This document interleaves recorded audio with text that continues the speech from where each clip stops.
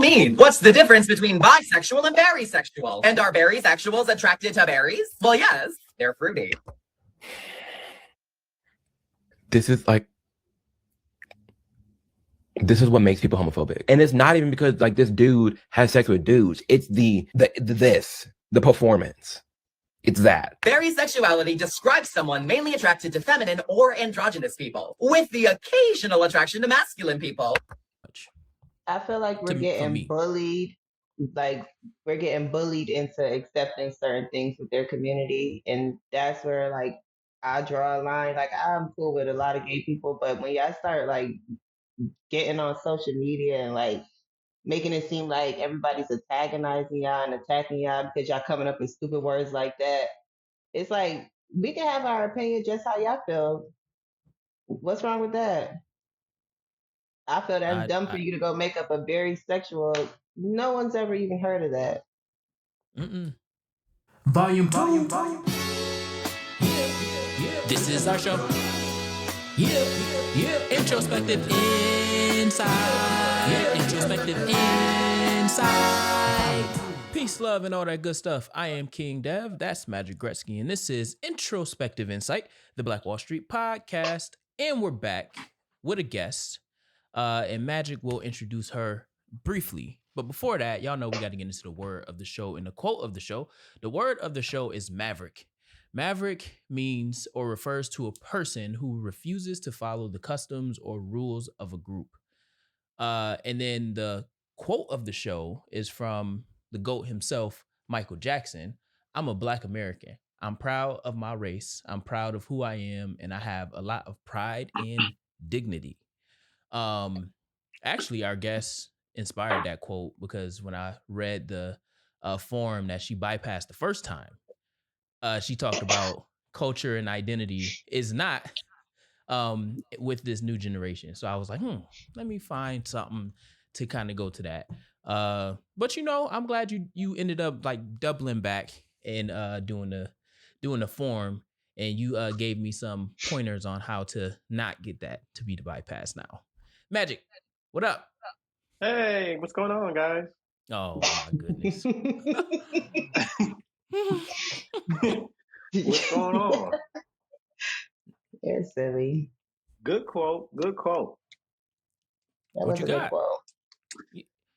Well, I got a guest today. I brought a guest with us today. Yeah, you did. You know, you're not real energized. Are you not excited about this guest? Like, because I don't know where this is gonna go. You know,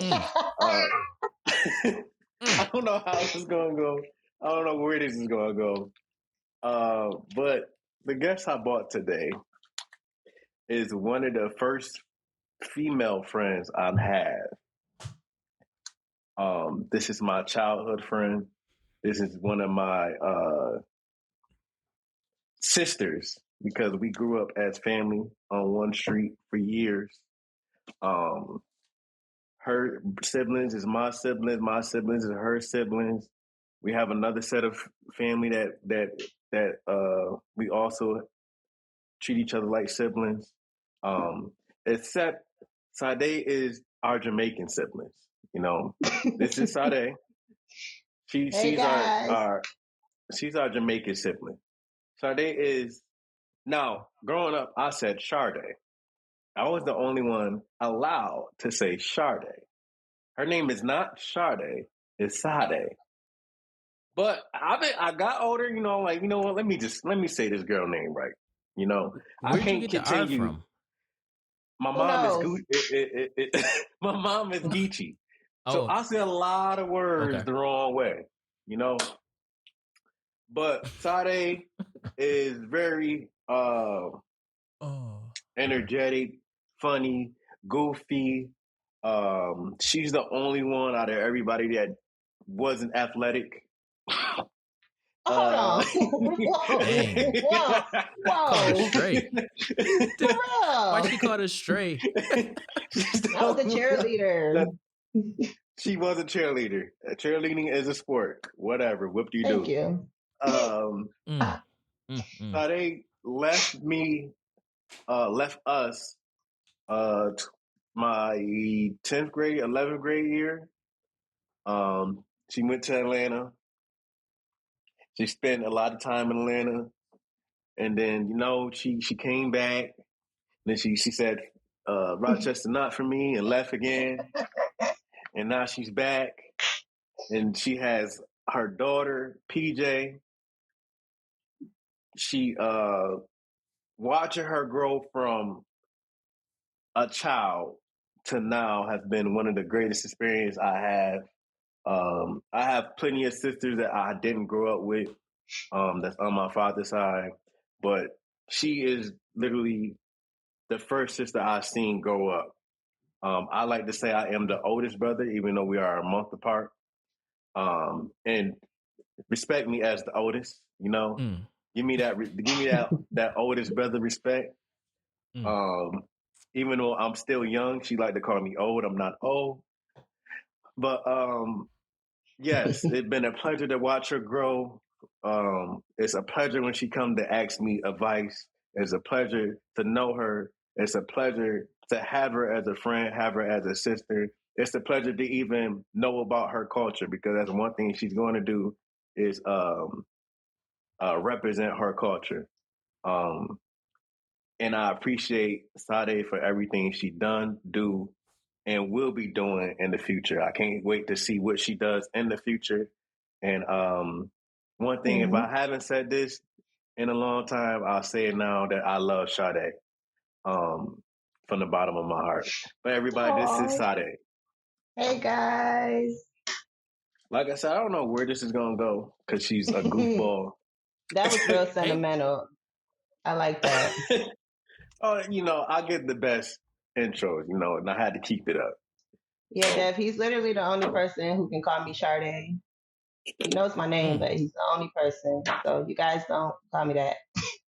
Yeah, don't do that. Don't do that, because there's no R, and your parents not Geechee, so you don't got no excuse at all.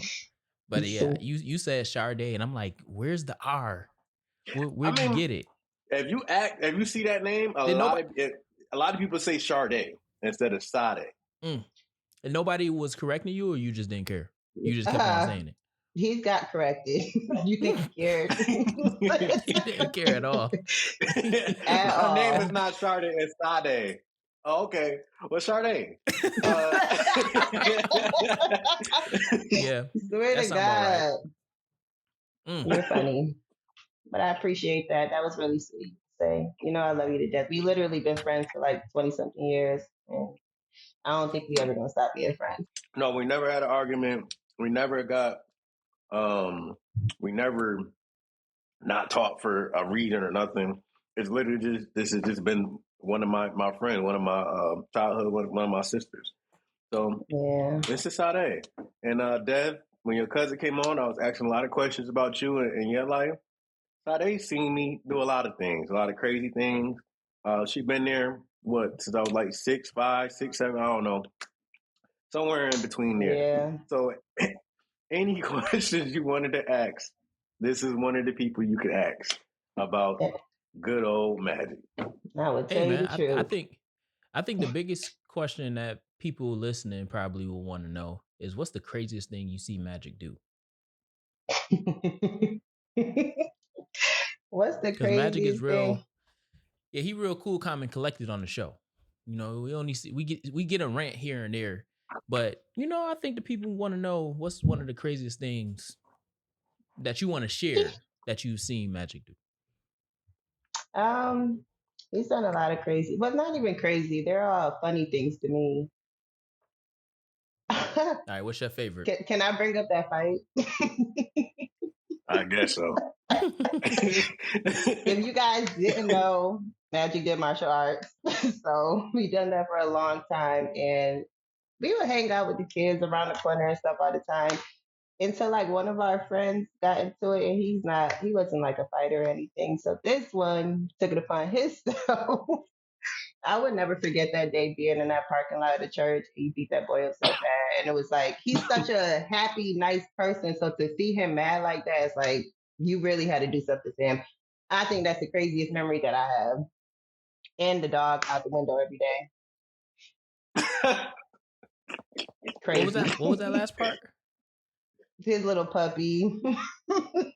He would drive around every single day. Next thing you know, he coming down the street, coming home, dog window out the hand every single day. I just mess around. He's just, he's not a crazy person. He's a fun person. So it's not really like, oh my gosh, I experienced you to do something that made my mouth drop. They're all just memories. That's it. Hey, I'm spontaneous. You know, you never know what you're gonna get out of it. Literally. hey, that's ain't nothing wrong with that. Ain't nothing wrong with spontaneity. And you know, Magic, nobody knows his real name unless unless you close to him. So the people got to know somewhat, because he did say if people can guess it, and that's how you know. But I don't know how people would guess a name that they never heard or even heard the nickname to. So exactly. They would not know. A random person wouldn't. That's what I'm saying. They would have to it would have to be like a live situation where somebody that's close to him, it slips up. I'm just saying. That's true. Because we have a lot of friends. Like now we have mutual friends, but it's like I introduce him to my friends and they'll call him whatever I call him. He'll introduce me same way. Mm-hmm.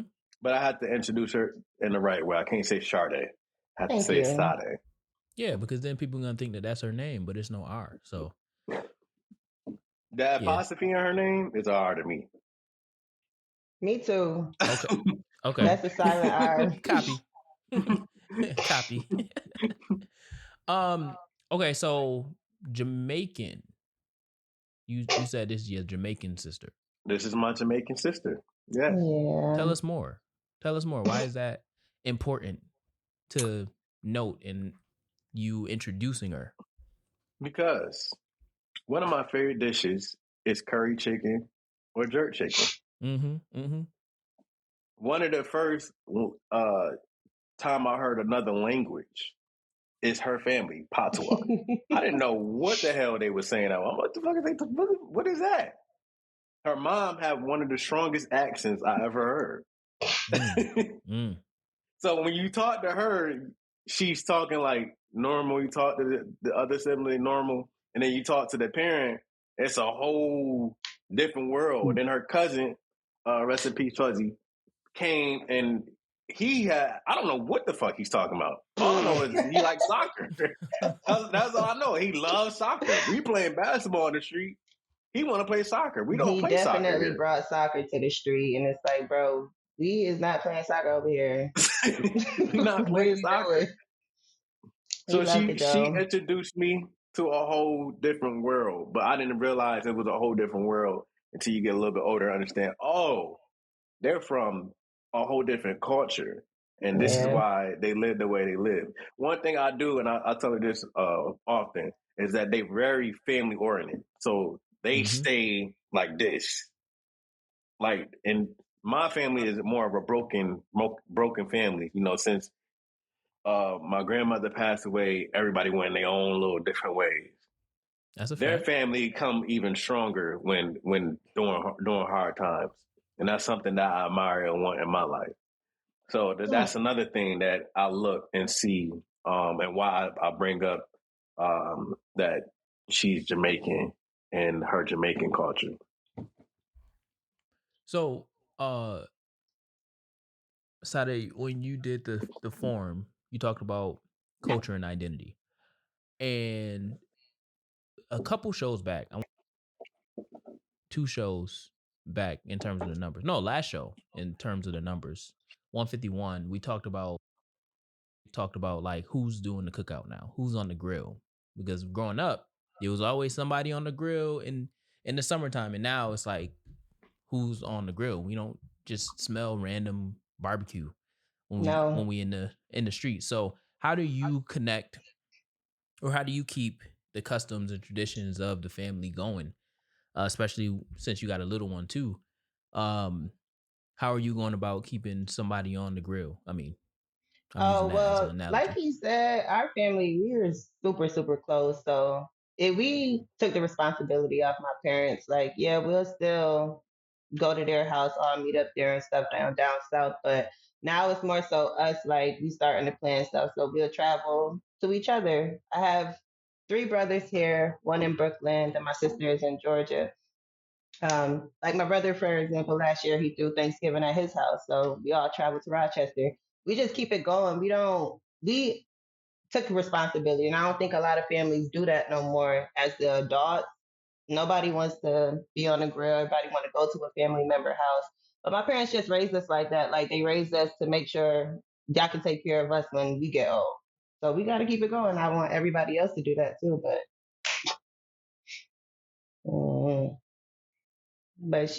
my daughter is actually in Georgia with my parents right now for the summer.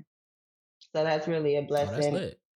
It is. None of us have a care, like a worry when it comes down to certain things, unless it's like something serious. But I'm just blessed that they're able to take her for the summer, and she's enjoying herself she don't even call me. So that's a blessing. That's a blessing too. That means she having a good old time. She ain't thinking about Mom Dukes. You meet my parents, you're gonna be fed, you're gonna be taken care of. That's just how they is. I feel it. Now that's it's a lost art. I remember being able to go from house to house. I know, especially like around Thanksgiving time. Save me a plate. You go and get a plate from over there. You go and get a plate from over there. You go to get a over there. And now everybody is so like in the house and kind of insulated to their own situation. So yeah, that's a big custom to have. I don't think a lot of people grew up in their mind yet. A lot of people still stuck in their ways. So it's like, I just said this on the 4th of July. Like, why is nobody barbecuing? We are the adults. Don't y'all understand that? That's a great point. Nobody grew up in their mind. Why do you think that is? Is it pandemic? No, I just think it's this town. Well, I can't even say that because, like I said, I lived in Atlanta and it's like the same thing there. It's just everybody just used to doing the same thing. Nobody wants to talk to each other like, hey, let's change this. Let's throw a family function instead of going to the club every weekend. Let's throw a gathering. Nobody thinks like that no more unless you like really into your family and friends. I think it's weird. That Magic. What you got on that? That's a great point. Just the same thing I was saying. I know, but you ain't say that. Hold on. Wait a second. You ain't gonna take Sade thoughts. You ain't say that part. How you say what part? You ain't say that they ain't grow up in their mind. You just said who on the grill. Because you not gonna be on the grill because you don't like the grill because it was too much grilling when you was growing up. Yeah, my brother would be outside with Tim's with Tim's on, no shirt, grilling. That was the barbecue house, like the barbecue house. See, I'm not lying. Hey, I'm with it. That's funny. I remember being in the garage every day, in your backyard in the garage, playing around, your dad barbecuing. Like this was like a normal thing. I'm not lying when I tell you these stories. These is real stories. I'm with you. My brother would be in the back. He takes over the barbecue now. With Tim's on, no shirt on, barbecuing. That's crazy. Tim's no shirt and barbecuing. Barbecuing. I don't want that. But yeah, I agree with what she's saying. I think it's more of a generational thing. A lot of the generation prior to us or our parents' generation, it always talk about love and survival. A lot of them was living off survival, so they didn't have time to teach others how to cook, and I think that's where the problem lay at. A lot of us don't know how to cook, don't know how to barbecue. We gotta learn off the fly, learn off TikTok, learn off YouTube, and you didn't get that type of love where you learning how to cook from your parents. Again, so they had a different route of how she was living. Her parents is teacher. Everybody in that motherfucker. You gotta learn how to cook at her house probably at 8. You You probably gotta learn how to cook your house at 8, 6, 7 years old. You gotta learn how to make a full Thanksgiving meal by 8 years old. My parents didn't play that. they again, my grandmother was the spot. We go Thanksgiving, Christmas, July 4th, everything. So when she became ill, everything like kind of fell on my mom and my uncle, and then my uncle got ill. So it was like, all right, now who's doing what now? My mom still cooks. My brother, like I said, they barbecue it all the time, but it's just us, whoever's in that family now. It's not the other cousins and everybody not coming to this one spot like they did my grandmother. My grandmother was literally the key, the heart of everything. So again, when she left, passed away, things just changed. Even with my dad mother who just passed away 3 years ago. They still holding on. They still doing traditional. Everybody meet here. They get an Airbnb, and everybody meet at this one Airbnb. 7-8 bedroom Airbnb, and everybody come. And they do that. But my family in New York does none of that. They don't. I barely even see them. I don't see them. I don't hear from them. It's a different story. Yeah, I'm hearing it's a generational thing because my grandma, before she passed away, was the same thing to our family. She was the matriarch, so she kept everybody together. She invited everybody over. She was the cooker. She taught everybody how to cook for the most part. But then when she passed, all that passed with her. I mean, my dad does it, but my dad is in Atlanta, so like they about to have a family reunion because he and one of my aunts, my grandma's sisters, they put it together in Alabama, but they put it together in like 2 weeks. Like, ain't enough time for me to get down there. Yeah, he called me randomly, like, "Hey, you gonna be around?" Because I travel for work, Sade. So, he was like, "You gonna be around?" Or no, he actually said, "What you doing on the 31st of July?" I'm like, "I'm gonna be on a trip." He was like, "Oh, you can't like fly down here, bruh. That's like 2 weeks from now." But they're gonna have a whole family reunion. And growing up, we used to always have family reunions, but now if is you your catch family them, if you close? can. Is your family my close? dad's side, on my dad's side, my dad is like the person that does all the family trees and stuff, so he be connecting all types of dots. And one of my closest cousins is from Alabama, but we are so close you would think that we grew up in the same state. That's how much we seen each other growing up and stuff like that. So we're close. It's just a matter of everybody so spread out, and people don't be having money nowadays. So for all my people that's in Rochester, they're not gonna be able to get down to Alabama to do that family reunion. But that side of the family is from Alabama, so a lot of the family is still there. So it's a give or take. But when my grandma died, a lot of that died with her, and then it's just a matter of I guess this is one of the first things after the grief of her passing, where the family is trying to get back to what we was doing before. So, but I think it's definitely a generational thing. But Sade, when you said that people ain't grow up in their mind yet, we talk about that a lot on the show, through the context of like politics and how like we are the generation now that should be in the White House and all that stuff. Zoran Mamdani is our age, so or around our age, so we should have those type of we should be grown now, taking on those type of responsibilities. But we still out here chasing Rolls Royces. I personally feel it's the company that you keep too, because if we all sitting here thinking like airheads, oh, let's just go party, instead of that one person saying, no, y'all, let's stay home, let's cook out, let's do this, it's never gonna work. We all can't be thinking the same. It got to be one person who's thinking outside the box. That's a fact. That's the whole fact. I'm with you. I don't know.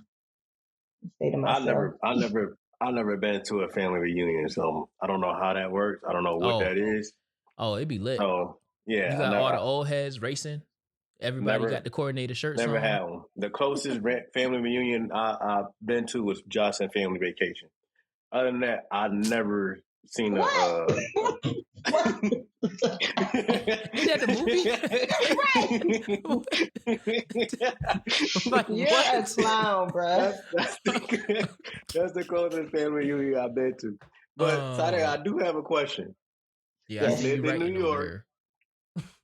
You lived in Atlanta. This is a quick question. Who has the better chicken, Publix or Wegmans? Publix. Okay. I'm about to say, what? Okay. I would say Publix. What chicken we talking about? Because I don't even fried chicken. I don't even go to Wegmans for fried chicken. Fried chicken, the baked chicken, the rotisserie chicken. Yeah. I've only tried Publix fried. Chicken. See, when you go down to Georgia, you might change your life. And I know they don't season it because I was the one not seasoning it. They don't season what? They don't. The rotisserie chicken, they don't season it. Oh. Literally, they just throw something on the top of it, and then they put them in the freezers, and then you put them on the cooker and they cook. Mm-hmm. Ew. Yeah, that's it. I don't know. Walmart kind of stepped their game up with theirs. Yo, right. I've had Walmart. It's crazy. I've had some Walmart rotisserie chicken. It hit. They got some lemon pepper one there. It's kind of good. Make some rice on the side. You got Walmart. You get a.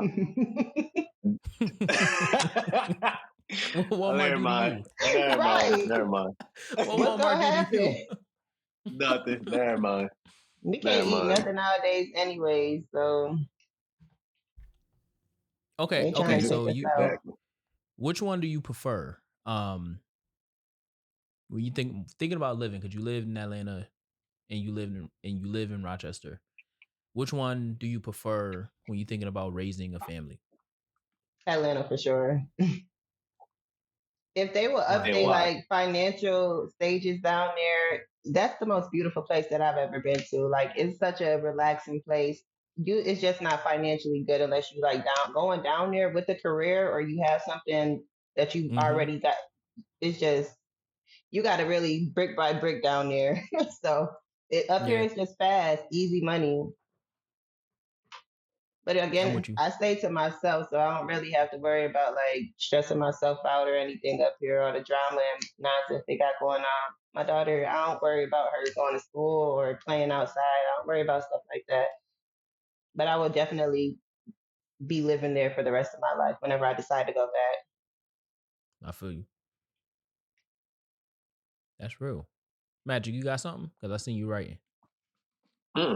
It looked like you've been down there 1,000 times too. Would you rather be there or here? Rochester. Who? Me. Magic. You would rather be in Rochester? Yeah. Why? Why is that? The cost of living is cheaper. Everything is cheaper here. The benefits is better. Taxes may be higher, but the benefits is better. The cost of living is cheaper. Everything is kind of close together. Yeah. You're really a good friend. You used to drive like an hour just to come hang with me. Oh, okay. I was like, where the connection at? Sorry. But yeah, and then it's kind of similar. Tax is kind of damn near similar. You buy something, it's not a big difference. Like if I was in South Carolina, the gas is way cheaper in South Carolina than I believe anywhere in the country. That's normally how the gas prices is. South Carolina normally have the lowest gas price. So you see a difference in that. You see a difference in your money could stretch a little bit. If I was making New York money in South Carolina, your money can stretch. If you're making New York money in Georgia, that shit not stretching that much.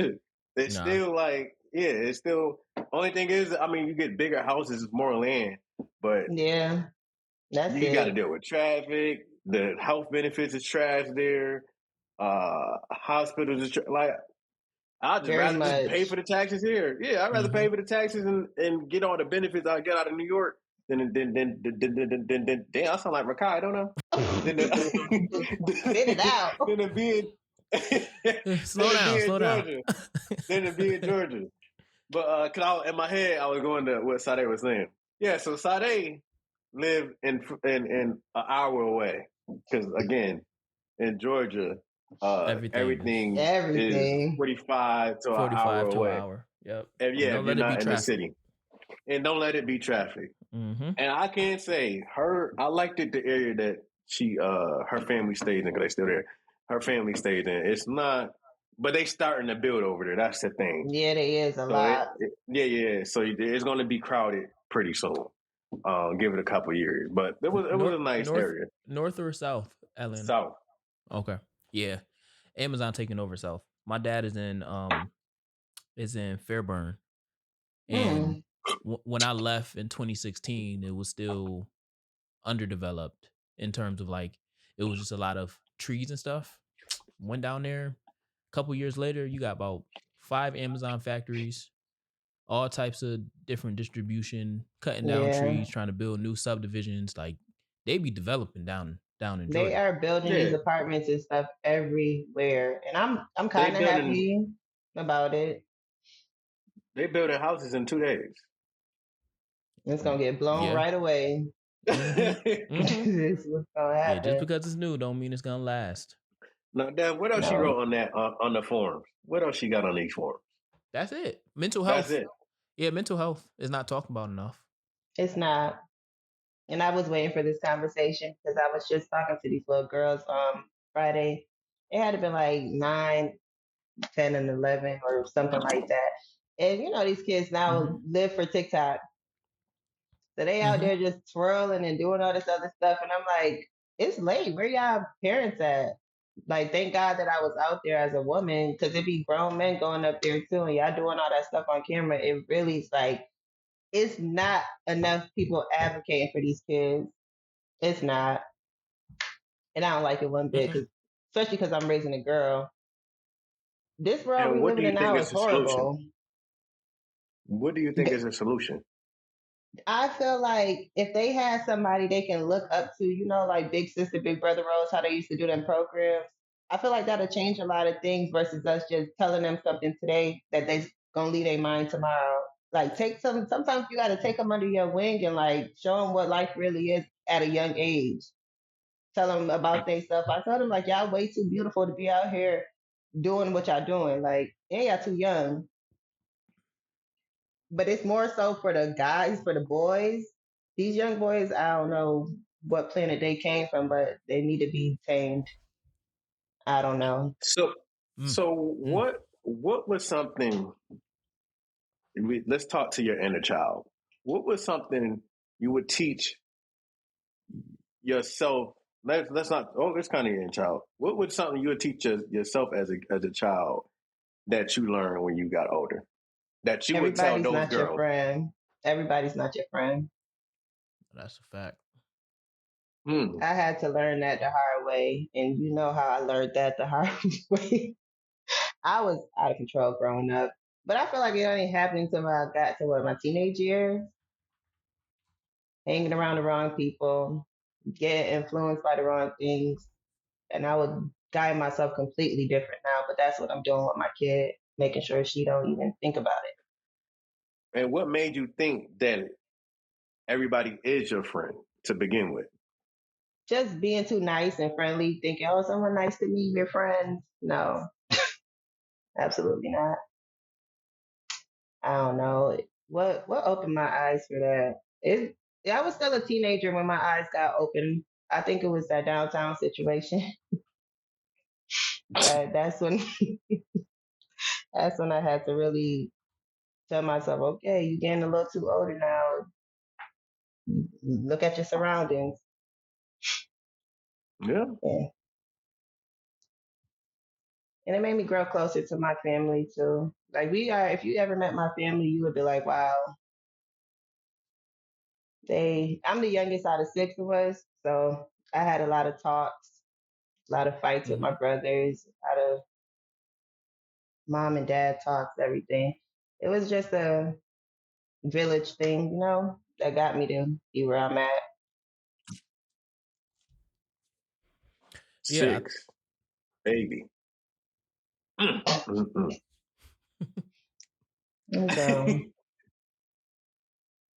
Would you about to say that? No, I was gonna say. I mean, these kids.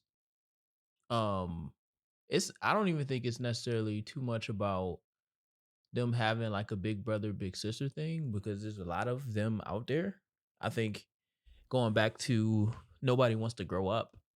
There's no adults in their life unless they're like elderly. Or they're perceived as elderly because they're a couple generations away from the kids. So like it's a yes and for me because like I work in the youth space, and a lot of the people that's in charge are the people that's 2 generations removed from the youth that are currently in programs, and we still have this antiquated view on what the youth today need, and then we kind of are programming them as we were programmed when we were younger. The difference is we didn't have TikTok or YouTube or any of the social media that they have now at our fingertips. At some point we had to go home, but we still wasn't on Black Planet. Like that was the adults. There was still like a thick line between like what kids did and what adults did. Now everything is so meshed. These kids are longing to be adults, but they're only kids. And then a lot of their mental health issues, some, not all, is connected to things that they don't have any control over, like making money, getting money. Like you 10 years old, why you need $1,000? What is making you need $1,000 or whatever? And then when you don't get it, now it's like, well, I can't buy this. I can't get the iPhone 17. Man, I was trying to get a flip phone. And we was locked into a 2-year contract. So we couldn't even get our phone until the 2-year contract was up. So like there's a lot of things that's happening now that's affecting our kids that are actually the root of it is not coming from anything but their exposure to the world. Yeah. Or their unfiltered exposure to the world, but then them assuming that what they're seeing is actually real. I was telling Magic at one of these episodes that there's like a group of youth. I think I was telling Magic this. I have so many conversations, but basically there's a group of youth in this current generation that's coming into the workforce thinking that they're going to come out of high school or college. No, they're going to come out of high school not being in education, so secondary education or undergraduate education, no training, vocational training, no trades, and they think they're gonna be making $600,000 a year. So like, there's a group of youth who think that $600,000 is what they're gonna be making straight out of high school without any type of training at all. That's crazy. Delusional. That's insanity. It's people that work their whole life and never made that much. Right. So, yeah, that mental health thing is big. And I also especially when feel it comes like down to the youth. a lot of parents aren't taking the time to sit down and getting to know their kids either. Like, yeah, you doing what you need to do for them, sending them out to school, making sure they ate, but y'all don't sit down and talk to your kids and actually ask them questions like, what's going on with your mind today? Like, how was your day? Simple as that. Yeah, my daughter asks me like every day, Mommy, how was work? What'd you do today? Like, she talks to me, she would talk to you like a grown adult, but I have older parents too, so that plays a big role. Now, how does mental health affect relationships?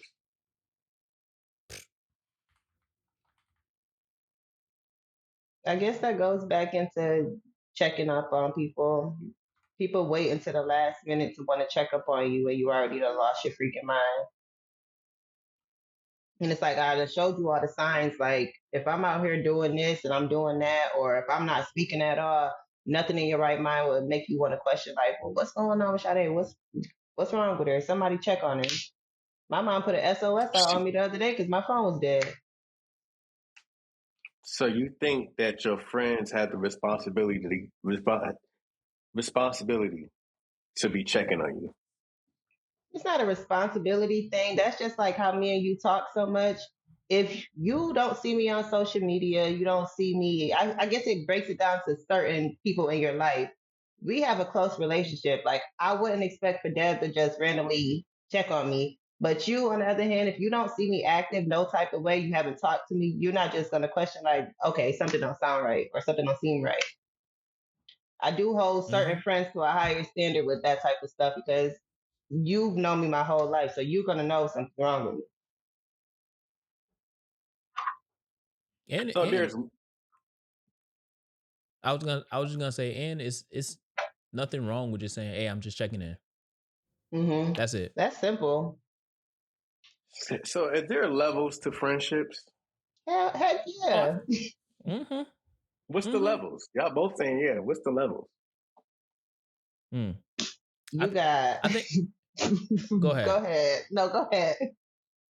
I was just gonna say for me, because I had this conversation with one of my friends where it's like it's levels in terms of like who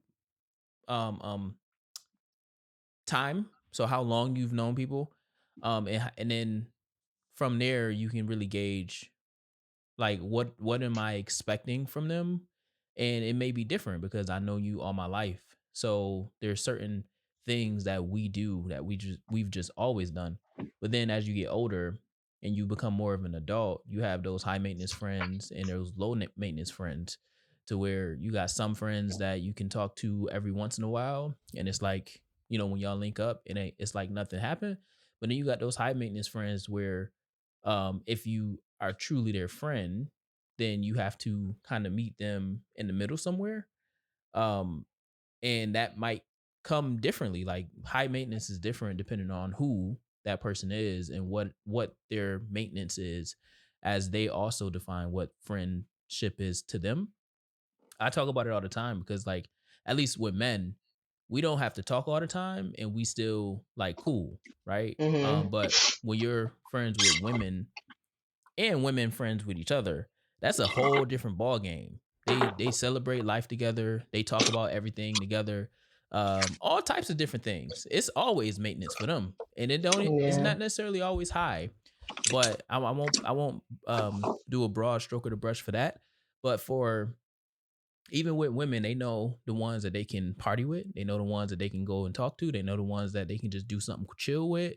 So we naturally kind of put people in the different levels of engagement, and we put the people places where it's like, yeah, I'm never going to that friend for that.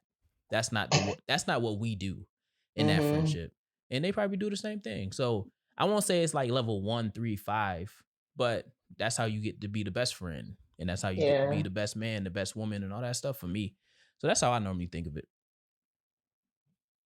I feel that. Sade. I feel the same way. Like he said everything that I was gonna say. It's not really levels to it. It's just different categories that you know. But then you have some friends that you can do all that type of stuff with. And I feel like those are real friends because I shouldn't just, oh, you only want to talk to me when you want to go party. How about we do everything that we do in one? That I feel like that's a real friend. Everybody else is just like, okay, yeah, we cool, we associates. That's the levels that I'm saying. Now, is it hard for you both to determine what's an associate and who's an associate and who's a friend? In this day and age, no. No. Mm-mm. Like the people at work, those are just my coworkers, associates. Somebody I could, I don't know, but no. My friends are my friends that I talk to on a regular. No, it don't have to be every day, but I know the difference. You can definitely tell. Mm-hmm. Yeah, when I'm working with the kids, they would all fourth grade girls, 4th through 6th grade girls is like they be having all the drama in the world. That's when they getting their hormones all tangled up, and that's when they start deciding that they like boys and all types of stuff. Crazy. And I did this one restorative circle with some girls, and they were talking about, oh, she not my friend. She talked behind my back, da da da. And I was like, none of y'all friends. Y'all all associates. And they was like, what you mean? I said, okay, raise your hand if you went over somebody's house in this circle this weekend. None of them raised their hand.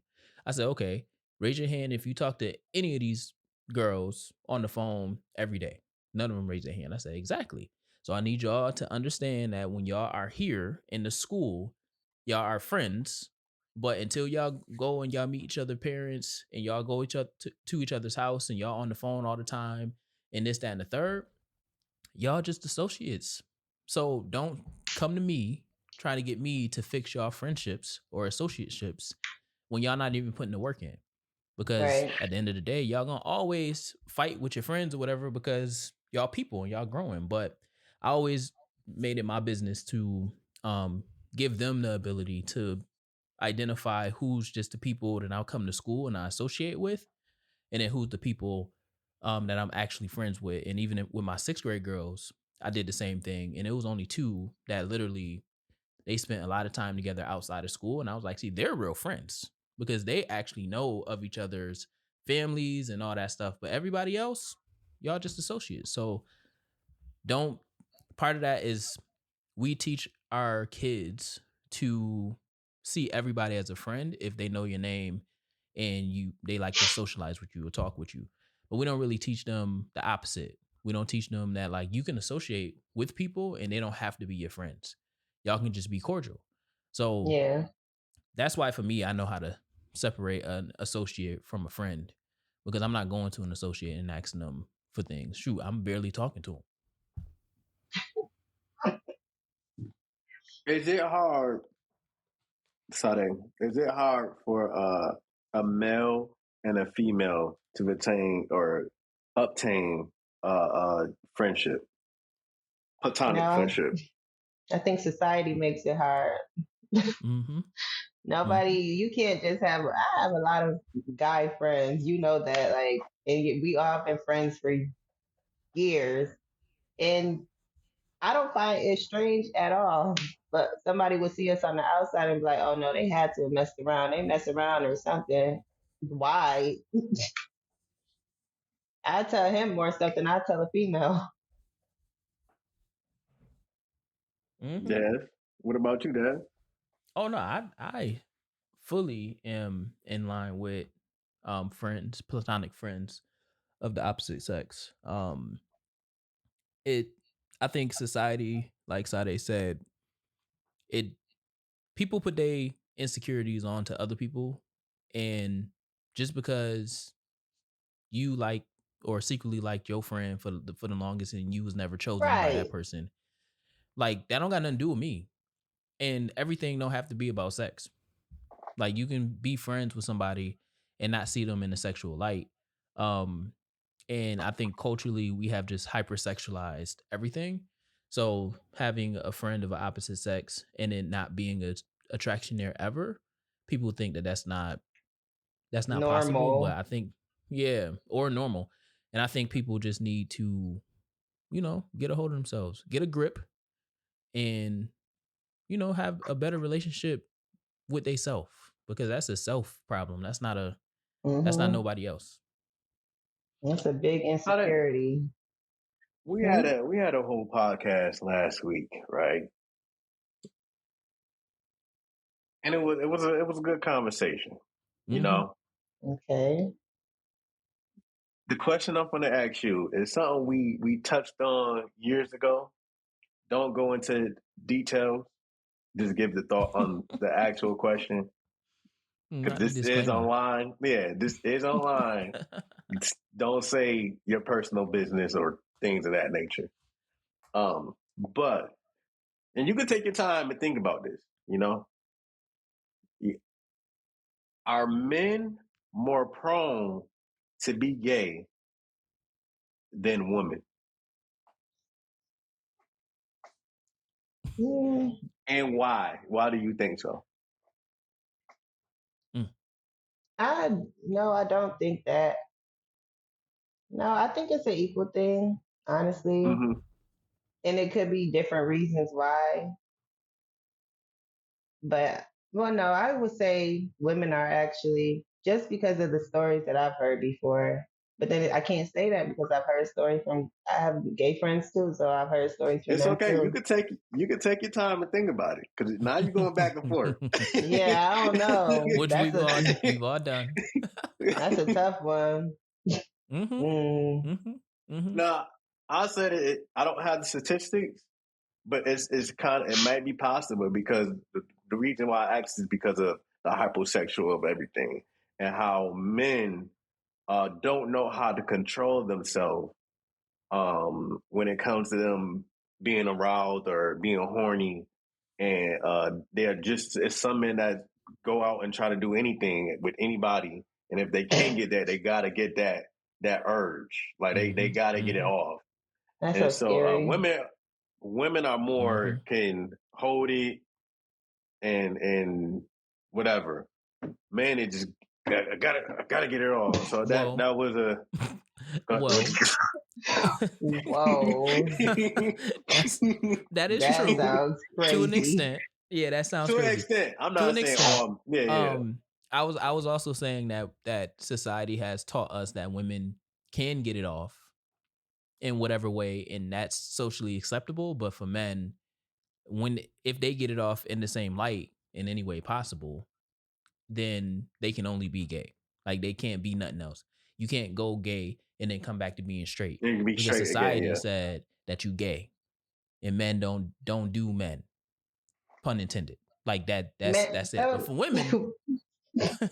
But for women, yeah, you can, y'all can explore in front of us, and it's all good. I think that's so crazy to me. Like, women can be bisexual, but when a man says they're bisexual, the whole world collapses. You gay. Yeah. If a man that's not fair. Right.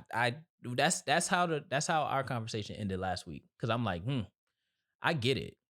But per the cause we ended up we ended up talking about like men, like how we dress. So I posed a question to Magic, and I was like, what if No. Ask her a question. The question? Yeah. Well, I don't remember what the question is. Sade, if you see a man that paints his nails or wear a dress, what do you think of him? That he's gay. Okay. That's the first thing I'm gonna assume. Okay, so if you see a woman dressed masculine, very masculinely, so dressed like a man, baggy pants and baggy shirt and all that stuff, what do you think of her? But she's still, she's still got the bust down and all that stuff, but she just dressed like a man. I would think she was probably bisexual. That it would just be the first thing to pop in my head, but I wouldn't just say, "Oh, she's a lesbian, full blown." It's all girl. That's the new fashion now. You see, in Magic last week, he said, "I would think of she was just channeling her '90s wear." Yeah. So, and I was like, and see that right there, that like, oh, he's gay, and then she might be bisexual or channeling the '90s. I was like, that's why. For me, men probably would be more prone to being gay, because we don't even see a man being dressed with nail polish and a dress and that be okay for him. So we pushing him towards that. It's not a normal thing. Well, it is normal now, but I don't know. A lot of people would say he's gay. That's what I'm saying. So speaking of, we're gonna go into the internet taught me, and I'm gonna start off. No, actually, Magic, you don't got an internet taught me. So we're gonna start off, and to that point, I think that's a great segue, and I'm just gonna play it because, I seen this yesterday, and I was just so confused. So I'm gonna play this for y'all. Will mean? What's the difference between bisexual and berrisexual? And are berrisexuals attracted to berries? Well, yes, they're fruity.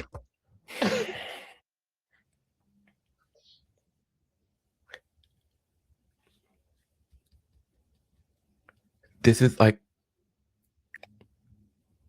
what makes people homophobic. And it's not even because like this dude has sex with dudes. It's the performance. It's that. Berrisexuality describes someone mainly attracted to feminine or androgynous people, with the occasional attraction to masculine people. So you just like different kinds of people, like we all do. Why can't you just say you like certain people and go about your day?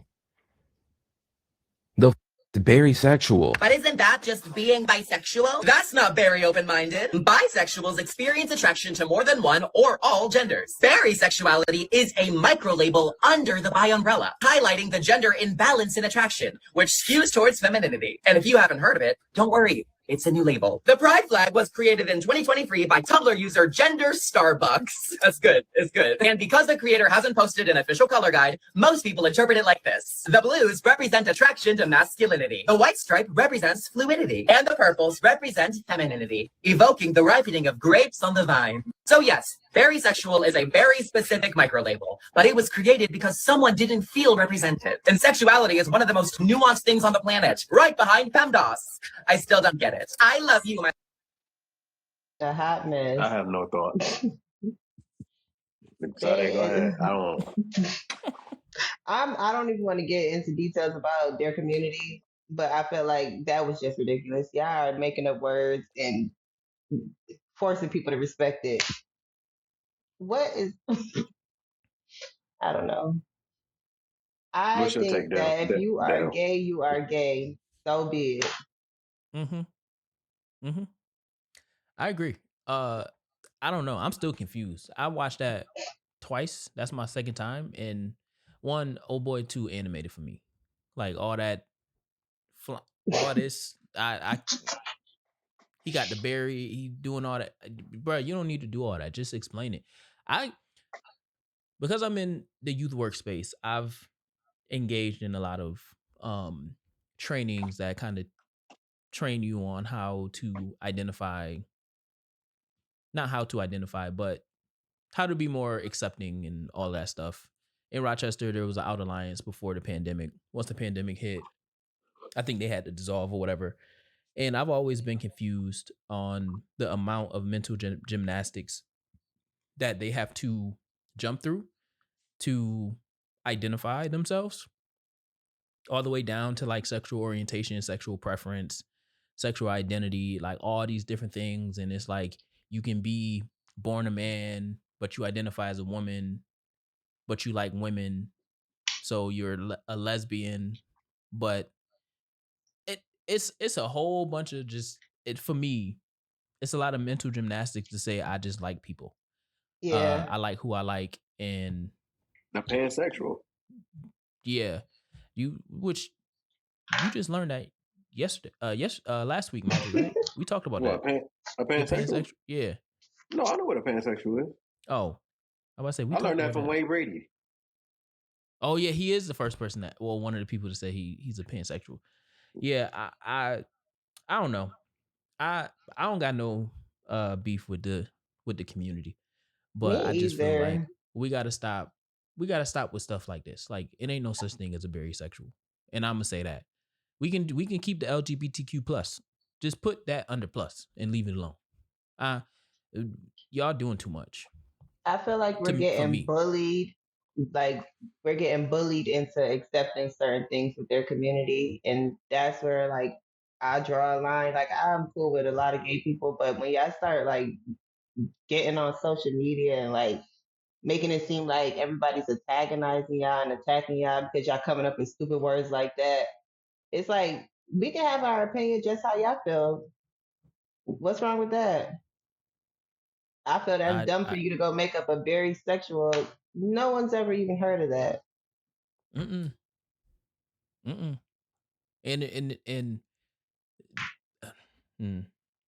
I am good. I'm good to ask a question. Like I got friends that are non-binary and stuff like that, and I'll be asking questions like, so how did we get here? Let's sit down and have a conversation. I had a kid who identified as a boy, went by a boy name. He was in sixth grade, seventh grade, middle school, but he dressed like a girl.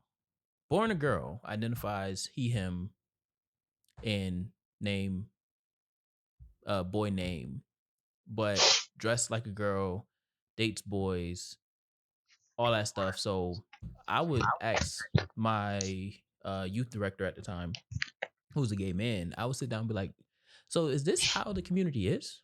Like, is it, do we identify as the opposite sex but still act as the I don't know, you're born given sex? I don't even know how I can't remember the words. And he was like, I mean, it's something we struggle with in the community too, because it's either you're all in or you're not. So we also get confused around, like, you want to engage with this behavior, but you're identifying opposite when you can just engage with the behavior and identify the same way. So I'm good on asking questions, and I have a tolerance for it because, I mean, that's your life. I'm not living it. So it's that, but that was my internet taught me, because a Berrisexual, like, what are we talking about?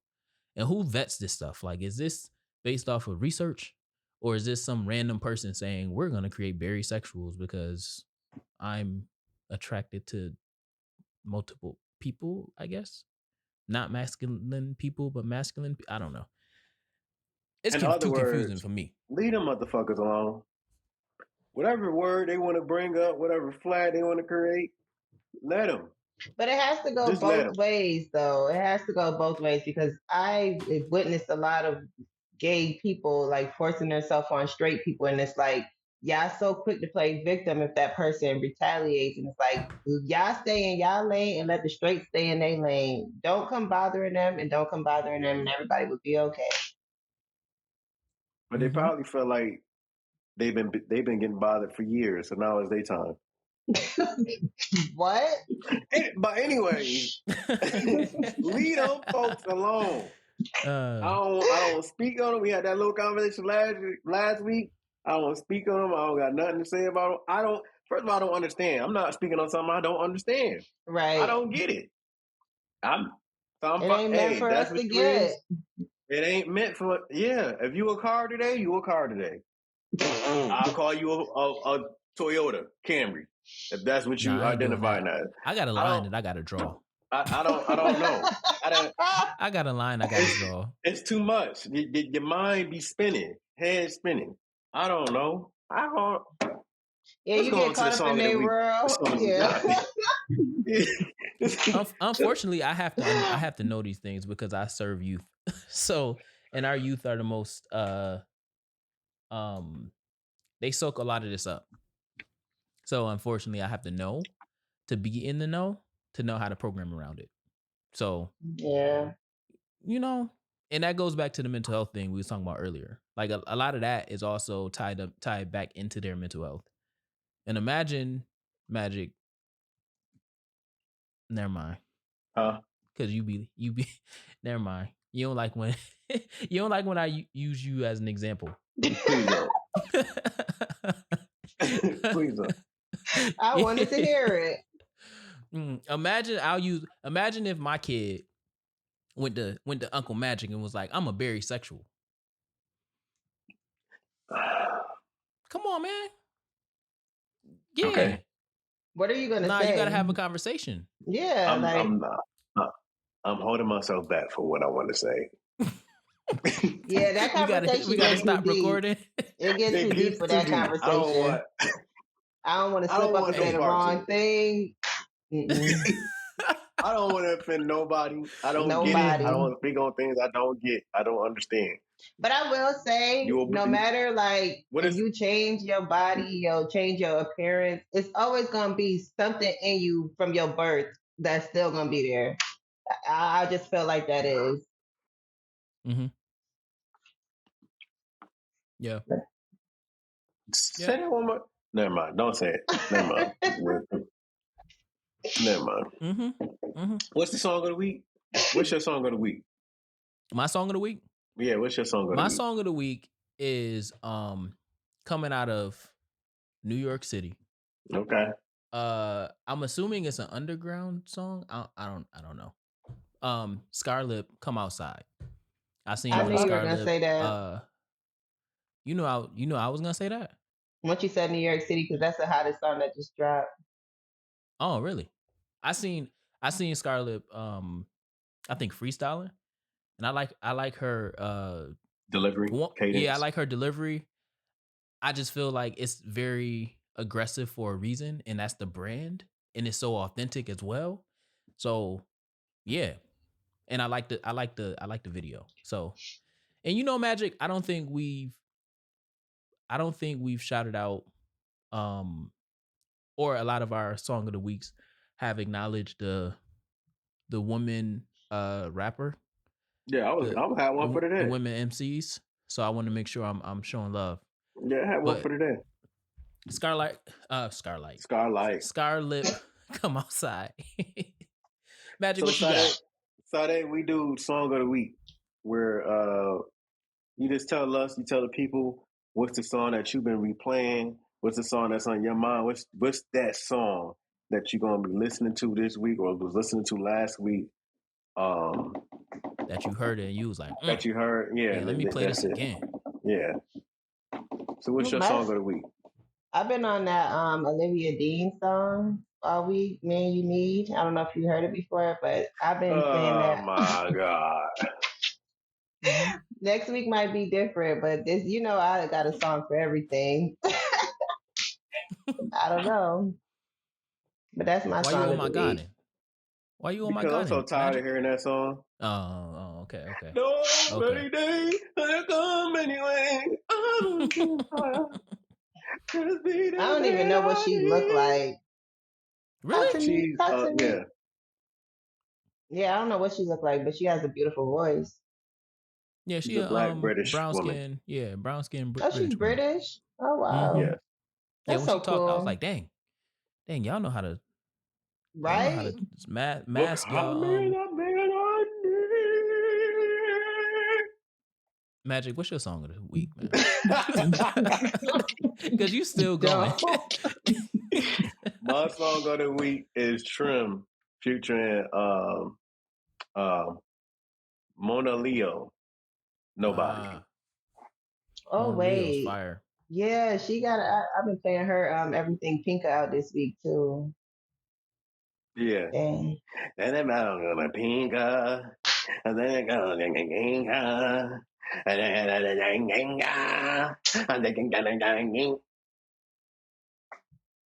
oh, you know what my song of the week? I told myself this is gonna be my song of the week because I knew you was on.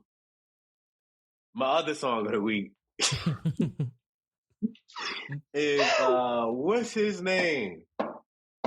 Ace Hood featuring Lil Wayne, Hustle Hard. I remember that song. Because I used to remix songs all the time. Yeah. I got a red mountain on that jacket. I used to remix songs all the time. I used to remix Lil Wayne part. And I would text it to Sade all the time. Or I'd say it walking to the bus stop all the time. You would randomly text me Weezy lines out of nowhere. I just be having lines. I'm sorry. I think I want to become a rapper, actually. No. Okay. So. Wow. Shut me down. Okay. So. No love. No. None. So what's? Let me ask you a few questions. I give guests a flurry of questions around this time, and it be questions that just pop up in my head as you speak. But the first question I ask all guests is this: how did you grow up? Did your parents teach you, or were you growing up the method of survival or the method of love? How did your parents raise you?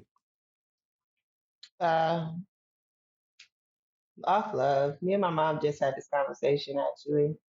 I told her, like, they put so much love into us growing up. Like, we have to pour it out to others. I got to figure this out by myself. My parents are a call away for anything, and even my siblings. Straight love. I don't think any of us, probably like the oldest, probably had to do it off survival, but after that, no. What's something that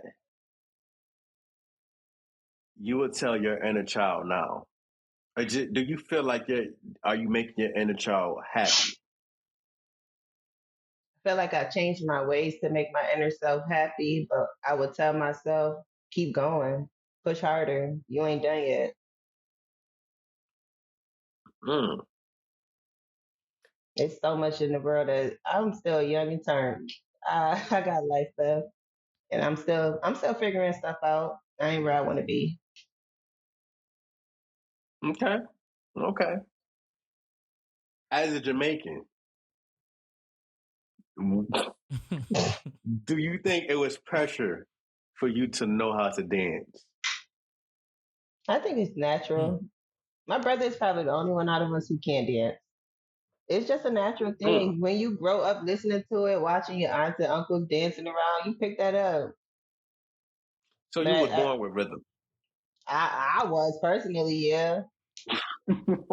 Me personally. Yes, I was. So how much does cheerleading means to you? So much. And I want to go back. And why? It's like how you guys, what sport do you guys play? Like basketball and stuff? Karen, you spend so much time communicating like versus other sports, like y'all just playing together. But with chair, you literally have to talk to each other through so much stuff, whether you picking someone up in the air, teaching someone something, flipping, you have to talk. So it brings you together as like a real sisterhood. And I've always taught my cheerleaders that y'all don't know each other today, but by the end of this season, y'all all gonna be sisters.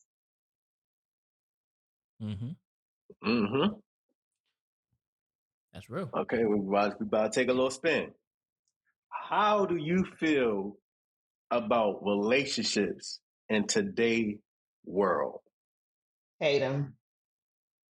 Why?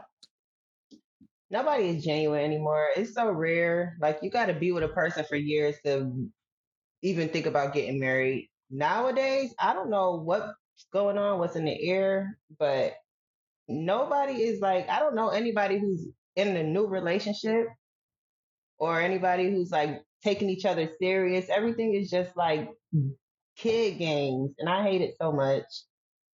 What's the kids' games? Nobody wants to be in a relationship. Everybody want what comes with it. Oh, a guy wants you to cook for them. They want you to clean, this, that, and the third, give your body away. But then, girls get attached pretty easily. When it comes the opposite way, I'm not ready for all that. And I think it's so messed up nowadays. But girls are doing the same thing too. They want guys to just You want guys to just what? Take care of them. I'm glad you said that. What's your perspective on how a relationship would look with you? Like, do you believe the man should be taking care of the bills? The man should be doing this and that? What is it? Is it a 50-50? Is it a 60-40? Is it a 25-75? Tell me which one.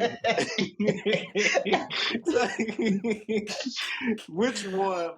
What is a relationship? What do you see a relationship as? What is a relationship that you want? How do you see a man? How do you see your relationship? And what's the contribution? And what about? That's the second question. I ask that question after this one. Go ahead. My relationship, I would want is to just be genuine. Like, I don't want you taking care of me, and I also don't want to take care of you. I want to know, like, God forbid I get sick tomorrow, you gonna be there to hold it down, and vice versa. It ain't always about. I'm not a materialistic girl, so none of that stuff really impressed me. I care more about you caring about my feelings and caring actually about me. Okay. Now, do you still believe in?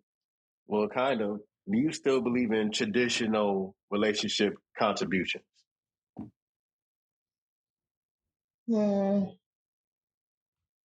Sometimes. Why? And what is each contribution? I lost hope on relationships, but then it's like a part of me is still like, dang, my parents are still married, so I want that. I feel like we gotta just both be able to put the work in without forcing each other to. Like, let it just naturally flow. And see where it leads you. Not, oh, you need to step it up and do this, or well, you don't do enough of this. It'd be too much going back and forth and bickering instead of just going with the flow. What's a non-negotiable for you? Lying. Why lying? What Everybody lies. What if yeah, he I was was gonna get there. What if he was lying to protect your heart?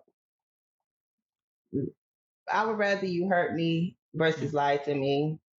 I've always told guys that, like, I would really rather you just tell me the truth and let me decide how I'm going to react to that.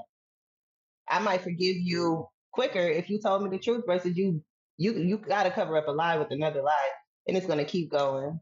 I'm okay. That's my biggest turn off with a guy is somebody who's not being genuine. Do you believe men can absolutely take the truth from a woman? No. Why?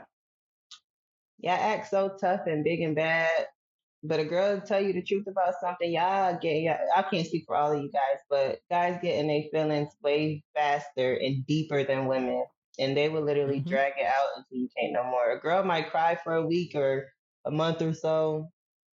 All it takes for me to do is get my hair done. I'm outside. A guy, I don't know. Y'all different. So how you deal with that? If you know that men can't take the truth, then how do you deal with, I'm going to assume you're not really telling him the full truth. If you know or think he can't handle it. Again, I can't speak for others. I really don't care. So you lying. I'm going to tell you what it is. Oh, you going to, okay.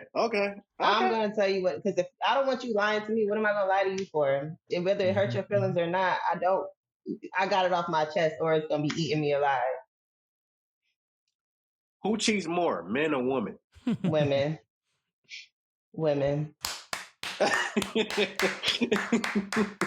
See, that's what I'm talking about. They ain't want to say that. I'm a firm believer in women cheat more than men. Me too. How do women cheat? Socializing. How women and men are socialized. What? Wow. See, that's exactly why. Right there. That question. That answer right there. They hold on to things. Not. It's the vault is thicker than the president's ballistic missile door. What? There ain't even no pause. The vote is thicker. Was the pause? That's what I'm saying. I'm talking about metal doors. Then the thicker than the president. Ballistic missile. Oh, that's crazy. That's crazy. You need to go get your mind checked, sir. There's a prime example. I just had it. Yeah, that's why men can only be gay. I don't even play that game. But that answer is perfect. Here's my other question. What do you consider cheating? I consider cheating anything that has to do with physical touch. Kissing, holding hands, all your little work girlfriends and stuff like that. I don't think giving someone a little bit of attention is cheating if you're in a relationship. Now, depending on the conversation y'all be having, it all depends. Go ahead, Dev. I see you. I was gonna say, does that all that then apply to women cheating more,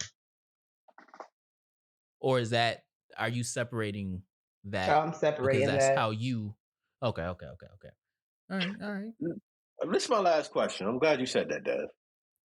When women cheat, is it more of an emotional thing, or physical, or is it physical, or mental? It could be different categories, but I would say I feel like women cheat more off of emotion due to what they're going through with their partner. I don't feel like women just hop in a relationship and go cheat first. I feel like they put up with a lot of stuff, but that maybe certain women in certain cases, they put up with a lot of stuff and then they reach their breaking point. Instead of walking away, they just go do the same thing back, which is whack, but I think it's more so emotion. So when a woman cheat with a man or a woman, is it they actually like this person or are they just doing it? Ooh. Both. It could be both. It could be I want to get back, or you could really Go ahead, genuinely. Dave. You probably gonna ask it better than me. That's where I'm going though. I was just gonna say, is it cheating if they are doing something physical with a girl? Yes. Yes, it is. That's just like a man going to sleep with a man, still cheating. But he gay though. So that's that. The crazy part is, y'all. I'm doing a broad stroke, not you, Sade. But the conversation will be, but with a man though, why couldn't it be with a woman? See, because they mad about him sleeping with a man because he gay now. That's not fair. It's really not. I know. Because y'all would be so happy to hear y'all girlfriend went and cheated on y'all with a girl. Y'all would be so excited because that's like y'all freaking fantasy fetish. It's like one of those fantasy. Yeah. It's absolutely not. Yeah. But it's still cheating. Dang, that's crazy. You put your body on another human body, it's cheating. And you lie about it. That's crazy. Well, last question, Sade. This is my last question because this is another question I always ask the guests. He always says it's the last question that he asks. This last question. Name another album after Usher Confession. It had to be an R&B album that you believe is a classic. After Usher Confession. Yeah. Oh, that was 04. 3. I'm just not listening to R&B. I can't even answer that. Now, why are you just not listening to R&B? Tell the people why. I'm getting in my soft girl era now. Oh my God. Sade dresses as a tomboy. Sade was grown up as a tomboy. I can't help it. Tim's. So when you were describing when is she wearing baggy clothes and blah blah blah, you literally described Sade. Dang. I'm getting out of that though, Dev. Don't listen to him. I broke out of that. She's a Knicks fan. She's a Jay-Z fan. Oh, okay. I have 4 brothers, so like me and my sister were doomed from the beginning. One play basketball, the other cheerlead. And this is why I said she's the one that wasn't athletic. I love me some Beyonce. Maybe her irreplaceable. Which I would say which Beyonce? Oh, back in the day, irreplaceable Beyonce. Okay. Who else? Dang. Yeah, I'm just not getting in tune with all this stuff. I don't even listen to rap music like that no more. I'm proud of myself. What do you listen to? My 90s hits and stuff. Like, I've been on Faith Evans real bad lately. Who else? I just switched it up. You know I love Chris Brown. I've always loved him my whole life. You should get me his tickets too. Dev, go ahead. You ain't gonna respond to that? Go ahead, Dev. Go ahead. Well, you said you might go to Breezy, so you know. I'm not going. That's next week. Oh. And Syracuse, right? Yeah, that's next week. I'm not going. Oh, next week. Oh yeah, that's quick. That's a quick turnaround. I had a question, but it was based off of what Magic was saying, but I missed it. Was it the one where if the woman is emotionally tied to the person they cheating with?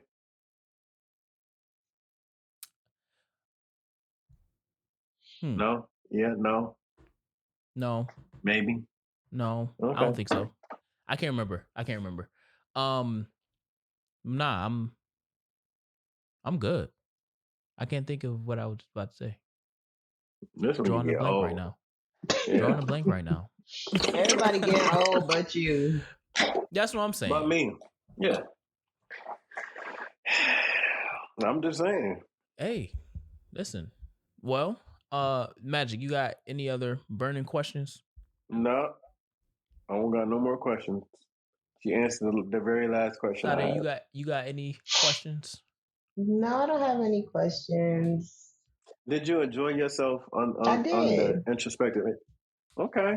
You guys can have me back again whenever you guys want. We would think about it.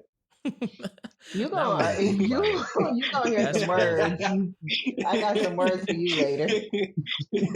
Yeah, after we stop recording. Yeah. Got some words for you. And you showing your tail. We would think about it. Word. No, I really appreciate it though. Yeah, you welcome back anytime. Hey, this is a space to just be yourself, authentically yourself. That's it. We appreciate you for coming on the show and providing us with some great conversation, dialogue, and giving us insights to, the real Magic. We can't say his real name. And so the real Magic, that people don't know about. Magic, you want to tell them your name? And that's our show for Introspective Insight. We'll see y'all next week. Yeah, man. I tried, y'all. Maybe we'll try again in a couple episodes. But Give you him already a Red know. Bull, I'm King. you might. Yeah. Go, Dev. First of all, go, you gotta get him off of Red Bulls. Red Bulls is not good for you. I don't drink Red Bull. That boy don't drink Red Bull. Monster. Didn't you say? She's talking. Yeah, it's the Monster at the wedding. That. Nah, you shouldn't be drinking that either. I said, what gotten into you?